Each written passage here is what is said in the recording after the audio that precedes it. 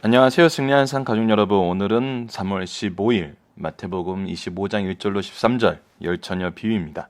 승리한 삶은 말씀 중심 예배 중심의 성경 전문 교사를 양성하는 것을 목표로 삼고 있습니다. 지금 현재 저희들은 마태복음 20장에서 28장 말씀을 보고 있고, 아시다시피 승리하는 삶은 발행이신 박효일 목사님의 구속사로 조망한 성경 연속 강해집을 통해서 편집이 되어 있습니다.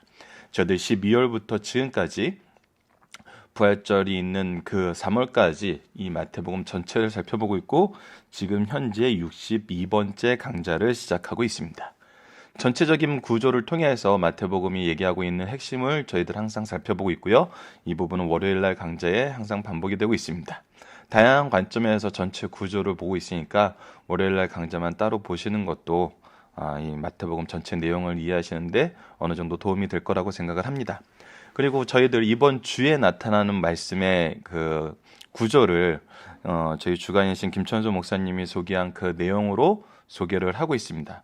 이것을 통해서 전체 구조와 세부 구조를 통해서 전체 주제를 세부의 내용이 어떻게 설명해 나가고 있는지를 우리가 보면은 이 마태복음 안에서 우리가 얻게 되는 교훈의 핵심을 바로 이해하고 잘못된 해석에서 우리가 멀어질 수 있는 그런 좋은 효과를 가지게 됩니다.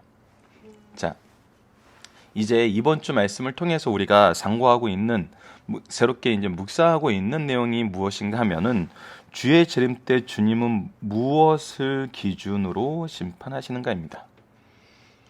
주의 재림 때 주님께서 심판하시는 것은 온전한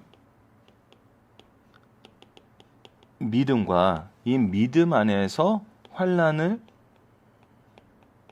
이기는 것과,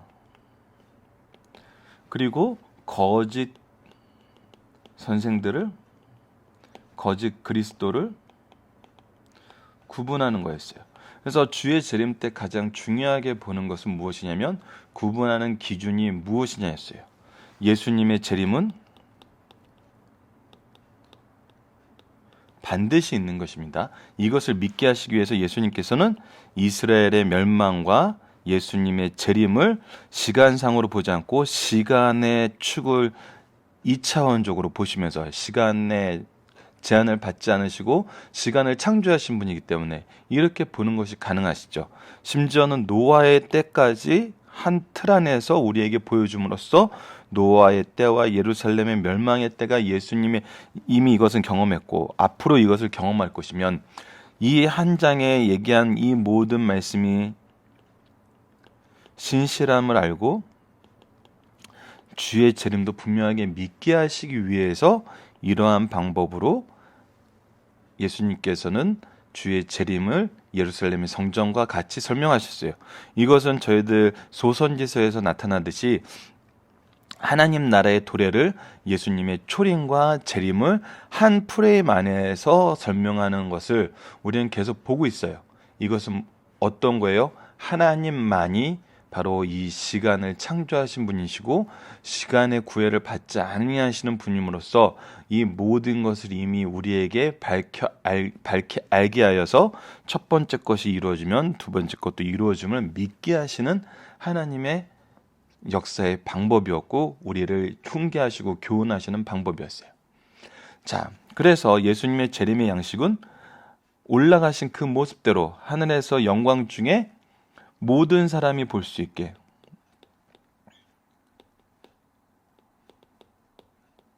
오신다는 것이 첫 번째였고, 두 번째, 증조는 않아, 증조는 않아, 무엇은 몰라요? 그 때와 시는 몰라요. 누구만 아세요? 하나님만 아세요.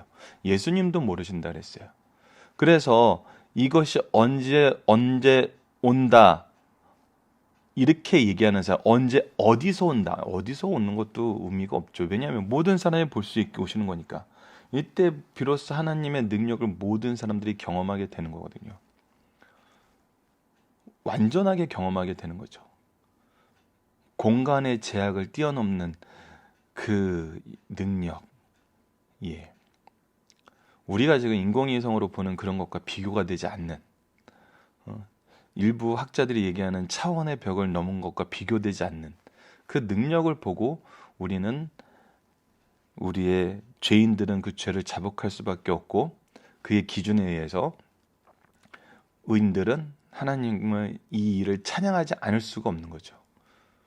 자, 그래서 주의 재림에서는 이 부분이 중요한 것이고, 이 기준으로 우리가 예수님의 재림을 기다려야 되며, 그때 우리가 심판받을 내용은 믿음이며, 이 믿음은 하나님 중심에서 자기가 좋다는 것을 믿는 것이 아니라 철저하게 하나님 중심이라는 것을 알아야 됩니다. 자, 열처녀 비유에서 오늘 말씀입니다. 엄밀히 말하면 이 세 가지는 우리가 함께 묶어서 보는 것이 어떻게 보면 더 좋을 수도 있어요. 근데 하나하나 살펴보면서 이 재림의 의미, 우리가 특히 지금 쉽게 와닿지 않는 열처녀 비유에서 등은 무엇일까? 달란트 비유에서 달란트는 무엇이고 그들이 한 일은 무엇일까? 등과 등 기름이 이제 같이 있겠죠. 그리고 최후 심판에서는 하나님께서 우리에게 돌보라 하신 연약한 자들은 누구인가? 이것을 연결해서 생각을 하면은 무엇이 드러나게 되냐면, 어제도 잠깐 말씀드렸던 것처럼 하나님이 결정하시는 일과 우리의 소명, 이것을 어제는 일이라고 표현을 했었어요. 근데 일이라고 하면 이 소명도 또 우리가 활동하는 걸로 이 일의 개념으로 볼 수 있기 때문에 좀 헷갈릴 수 있어서, 하나님의 주권과 결정하시는 것, 주권과 우리의 소명의 차이. 우리가 하나님의 주권을 우리 것으로 자꾸 여기려고 그러면 어떻게 된다고요? 예, 우리의 의를 가지고 우리가 좋은 소견대로 오히려 죄를 쌓을 뿐이라는 거죠. 그래서 우리가 하나님의 결정과 우리의 소명이 어디에 있는지를 우리가 전체 내용을 통해서 보면은 무엇이 기준이 돼야 되는지, 우리가 판단하고 우리가 생각하고 우리가 결정할 수 없는 것이 무엇이고, 우리가 할 수 있도록 결정하도록 인도하시고 능력 주시는 부분이 어느 부분인지를 구분하게 돼요. 그러면 하나님의 역사는 하나님의 이 주권적 통치 안에서 우리를 그냥 통로로 사용하신 것뿐임을 우리가 경험하게 되고, 그래서 우리가 자랑보다는 감사가, 그리고 높아짐보다는 겸손이 우리 그리스도인의 삶의 특징이 되는 이유를 발견할 수 있고 인정할 수밖에 없고 이렇게 살 수밖에 없게 되는 거죠. 이 모든 것이 또 이렇게 살게 되는 것이, 이렇게 살 수밖에 없는 것이 무엇이라고요? 바로 은혜라는 겁니다. 그래서 자랑하지 못하는 거거든요. 자, 이런 관점에서 오늘 말씀도 한번 살펴보도록 하겠습니다. 열처녀 비유입니다. 마태복음 25장 1절로 13절. 드디어 재림 때 우리가 이제 앞으로 살아가야 할 때 필요한 부분에 대해서 이제 얘기하고 있어요. 예수님의 재림이 성경에서 아직 이루어지지 않은 단 한 가지예요.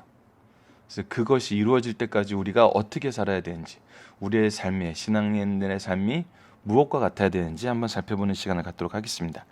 그때 천국은 마치, 자, 천국은 마치 하면서 천국에 대해서 설명하는 것이 여러 가지가 있었어요. 우리가 소유해야 하는 정말 귀중한 것,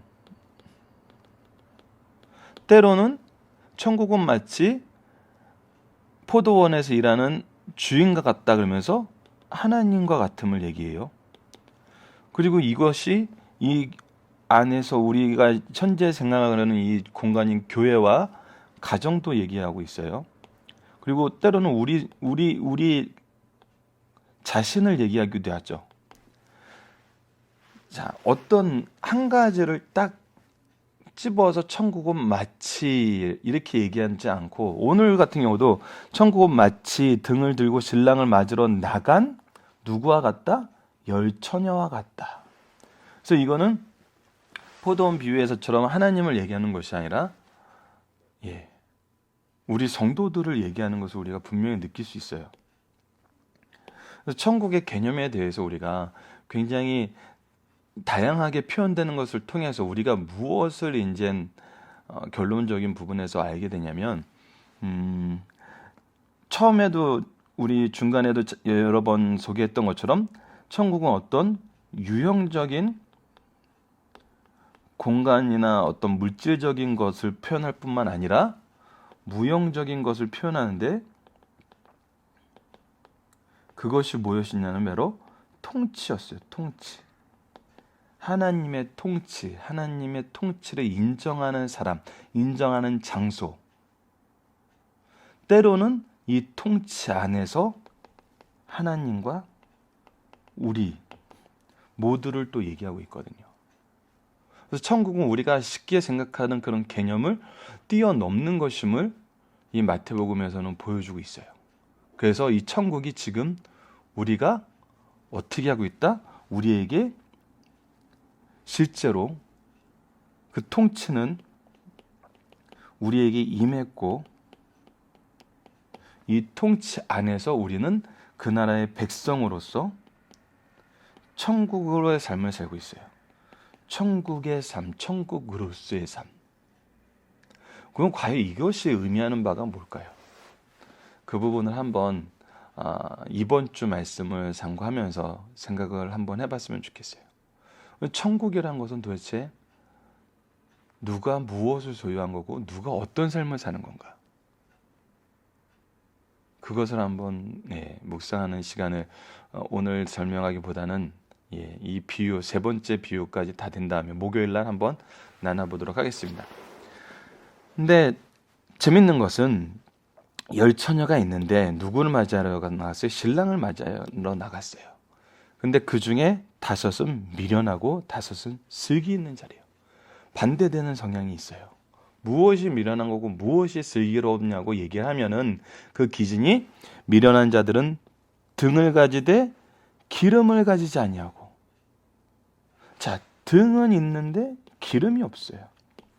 슬기 있는 자들은 글쎄 기름을 담아 등과 함께 가져왔더니 등도 있고 따로 그릇에 기름도 가지고 있어요. 자, 그렇다면 미련하다, 슬기롭다의 차이는 뭐였어요? 바로 기름이 있느냐, 기름이 없느냐였어요. 자, 신랑이 더디옴으로 다 졸며 잘세. 그들이 무엇을 준비하고 있느냐, 무엇을 가졌느냐. 우리 본문에 있는 그대로 표현은 무엇을 가졌느냐를 본 이 내용만 달릴 뿐, 그들이 겉으로 나타나고 경험하고 있는 모습은 동일하다는 거예요. 자, 철저하게 어느 것만 달라요? 이 그릇에 담은 기름만 달라요. 밤중에 소리가 나서 보라 신랑이로다 맞이하러 나오라 하매 이에 처녀들이 다 일어나 등을 준비할세. 자, 여기서 이제 문제가 생기는 거예요. 미련한 자들이 슬기 있는 자에게 이르되 우리 등불이 꺼져가니 무엇이 없는 거예요? 기름이 모자른 거예요. 너희 기름을 좀 나눠달라 하거늘. 슬기 있는 자들이 대답하여 이르되 우리가 너희와 쓰기에는 다 부족할까 하노니. 이것은 나눠줄 수 있는 것이 아니에요. 나눠줘서는 신랑을 맞이하기에 힘든 부분이에요. 차라리 파는 자들에게 가서 너희 쓸 것을 사라 하니.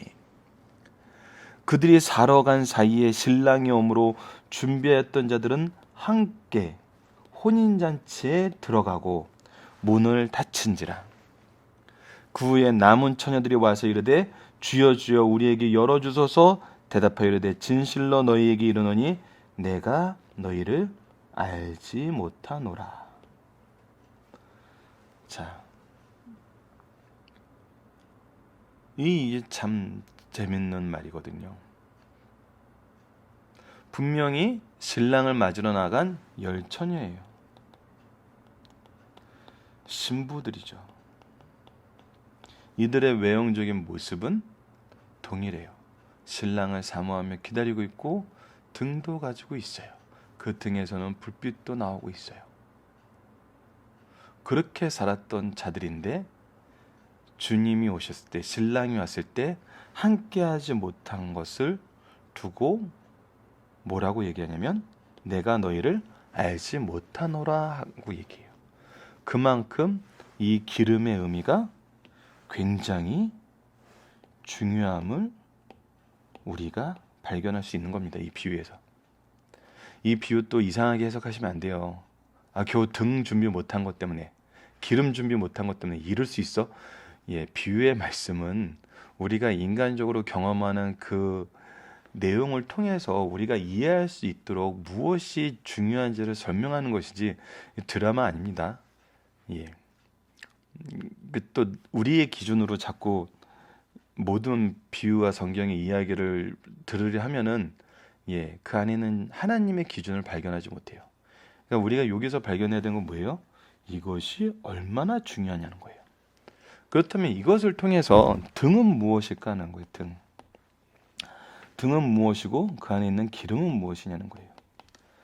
자, 우리가 이거에 대해서 조금 이해할 수 있는 비유가 앞에 22장에 임금이 혼인잔치를 배설하고 그것에 초대하는 모습을 볼 수 있어요. 자, 들어오지 못했던 자들은 이 22장에서는 무엇이라고 얘기했었죠?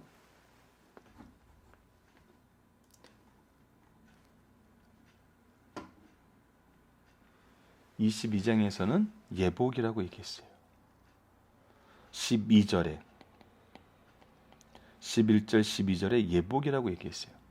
이 예복이란 것은 우리가 22장 말씀에 상고할 때도 봤지만 천국잔치에 초청됐다고 오는 것으로 모든 것이 완전해지는 건 아니에요.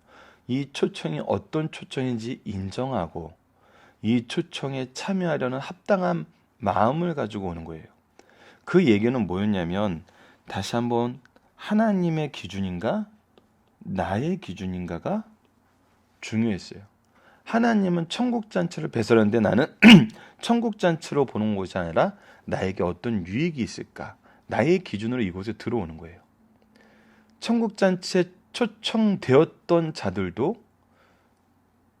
자기의 기준으로 이 초청을 거부하거든요. 하나님이 주셨던 그 은혜 때문에 그 은혜를 더 중요하게 생각하다가 그들이 그 은혜를 특권으로 생각하다가 자기의 소유로 생각하다가 오히려 하나님께서 불우로 한 이때를 위해서 주신 것 때문에 오히려 하나님을 거부해요. 이것이 죄의 특징이었어요. 그래서 죄는 하나님같이 되고 싶은 거, 하나님의 기준과 다른 거, 그로 인해서 하나님과의 교제가 끊기고 죽음을 맞이하게 되는 것. 마태복음 말씀은 이것을 끊임없이 고쳐서 하나님 중심으로 오게 하면서 하나님과 동행하게 하시고 하나님과 함께하게 하세요. 그렇다면 이런 관점에서 등을 가졌다는 것은 우리가 신부의 모습으로 등을 가졌다는 것은 겉모습으로 우리가 동일한 생활을 하고 있다는 거예요. 어제 말씀에서처럼 밭에서 일하는 사람들 중에 물맷돌을 굴리던 두 사람 중에 한 사람은 사라져요. 그 두 사람이 평상시의 모습은 구분이 안 돼요. 그러나 무엇이 없어서 기름이 없어서 그 구분이 달라져요. 그렇다면 이 기름이라는 것은 핵심적인 내용은 무엇일까요? 겉의 모습으로는 구분되지 않는 중심의 모습이에요. 중심의 모습은 뭐예요? 바로 내가 중심이냐 하나님이 중심이냐는 거예요. 내가 하나님의 방법과 하나님의 일로 하나님의 생각과 동일하게 이 일을 준비하고 맞아들이고 있느냐, 내 기준으로 나를 위해 내가 좋아서 이 일을 하느냐. 회개한 사람이냐, 회개하지 않고 자기 소견에 좋은 대로 판단해서 이 생활을 하는 사람이냐. 유대인들의 잘못의 지적은 전부 자기 소견에 좋은 대로 하나님의 의를 모르는 데서 일어났던 거예요. 그럼 등을 우리가 굉장히 여러 가지로 표현할 수 있어요. 우리의 경건 생활, 바른 신앙의 고백, 회개하는 심령, 그분을 통해 해야 되는 많은 일들, 이것은 이제 달란트 비유에서 함께 일어납니다. 그러나 분명하게 가르쳐 주는 건 뭐예요? 여기서 하나님이 중심이냐 아니냐는 거거든요.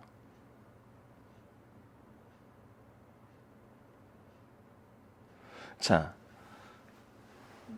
지혜로운 여자들이 파는 자들에게 가서 너희 쓸 것을 사라 하니 얘기하면서 이 파는 자에 대한 목사님의 이 주의 강해 집에 나오는 설명을 잠깐 소개해드리면, 파는 자들은 선지자와 사도를 가르치거든요. 즉 성경을 가르치는, 성경을 말해요. 이들의 중심이 바뀌는 것은, 이들의 중심이 하나님을 모시는 것은 그들의 행위로는 안 돼요. 우리의 행위로는 안 돼요. 행위로 이것이 되면은 벌써 됐죠. 철저하게 성경의 가르침을 통해서 하나님 중심, 예수 그리스도를 발견하는 그 신앙을 가져야 돼요.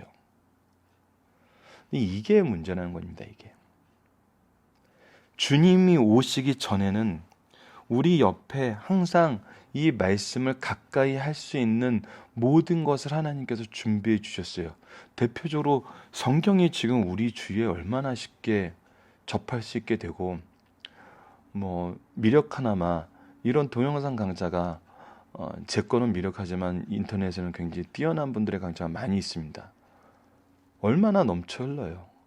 그리고 우리에게 교회와 가정이 말씀 안에서 이루어질 수 있는 여러 가지 제도적으로 많은 것들이 지금 우리에게 있어요. 무엇보다도 승리하는 삶처럼 이렇게 말씀 중심, 예배 중심을 가르치는 목회를 41년 하시고 그 결실을 우리가 나누고 있는 이런 삶은 이미 우리에게 풍족하게 이 모든 것을 주시기 위한 하나님의 조치거든요.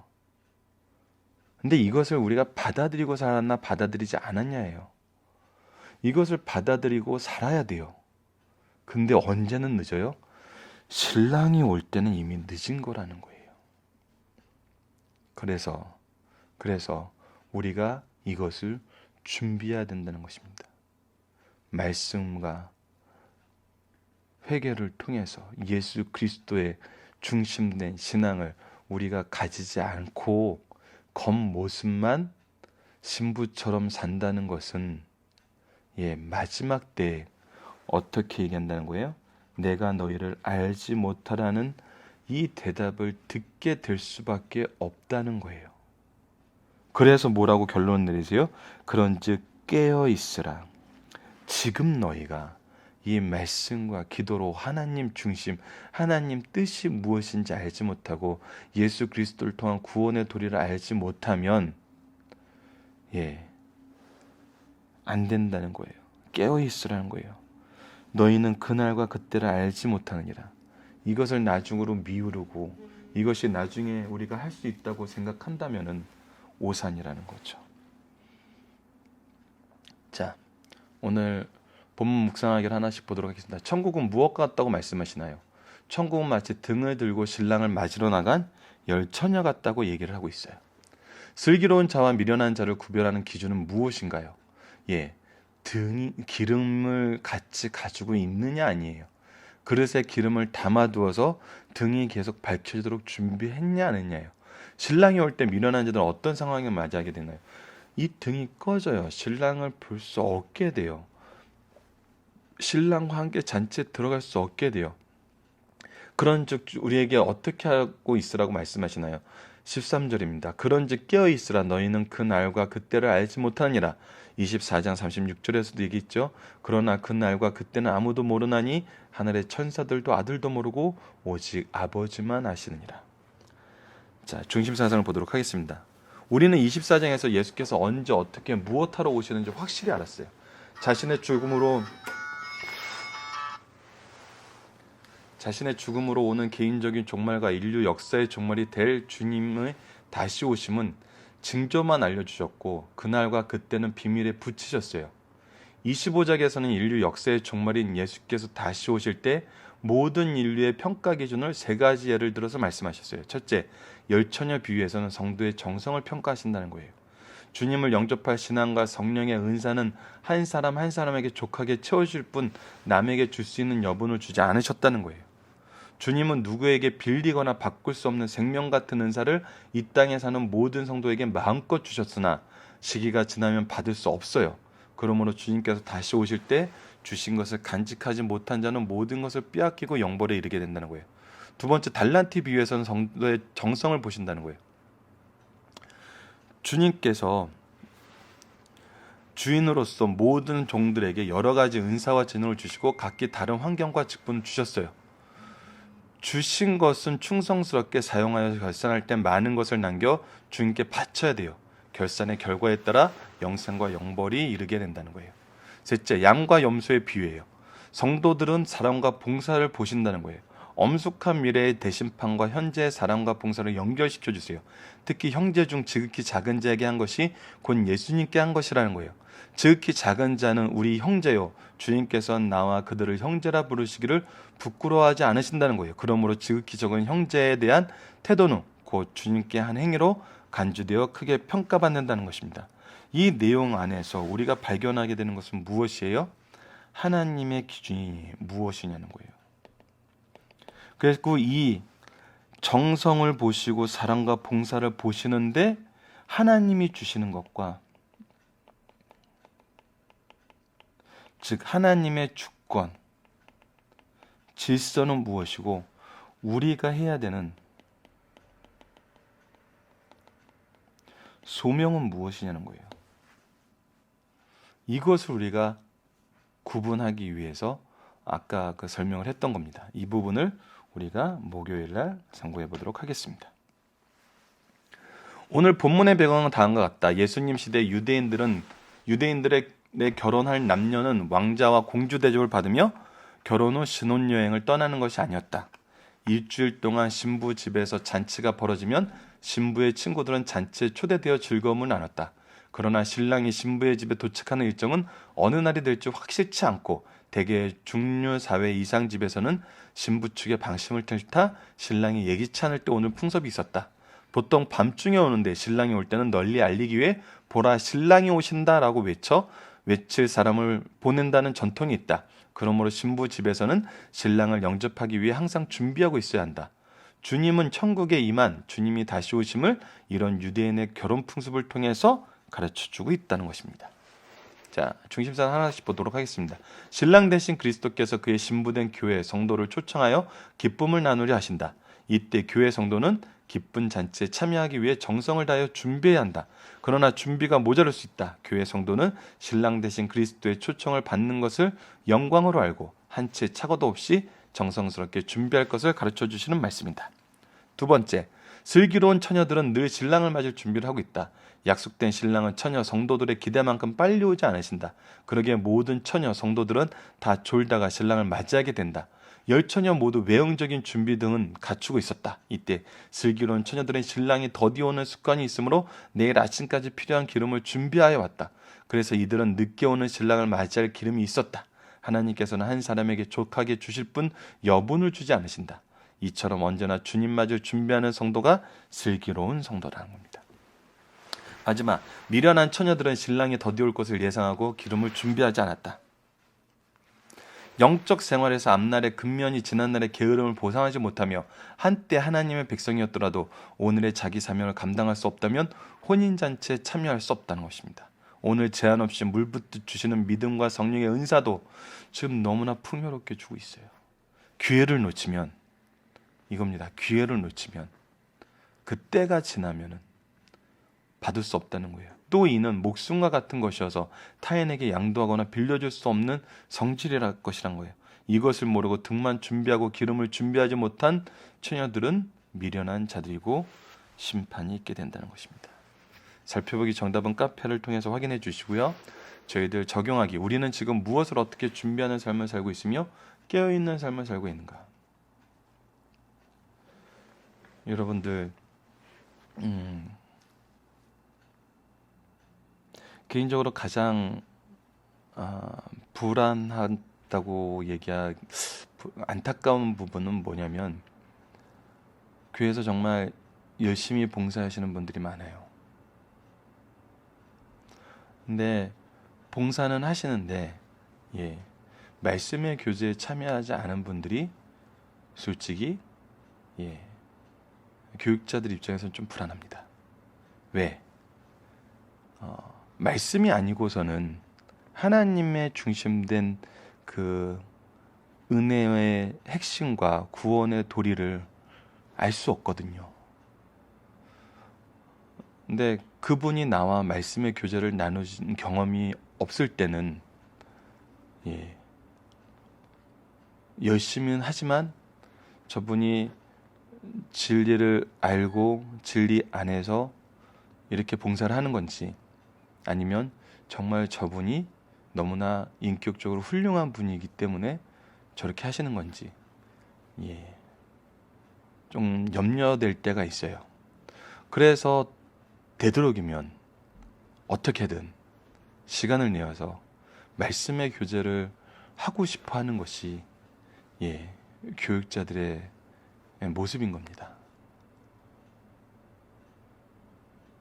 그래서 때로는 말씀의 교제를 부담스러워하기 때문에 뭐 음식의 교제나 아니면 삶의 교제를 통해서 말씀으로 조금씩 우리가 교제를 끈을 이렇게 인도하는 방법은 쓰고 있어요. 하지만 정말 저희 승리하는 삶처럼 교제가 있을 때는 이 모임에 참여하셔서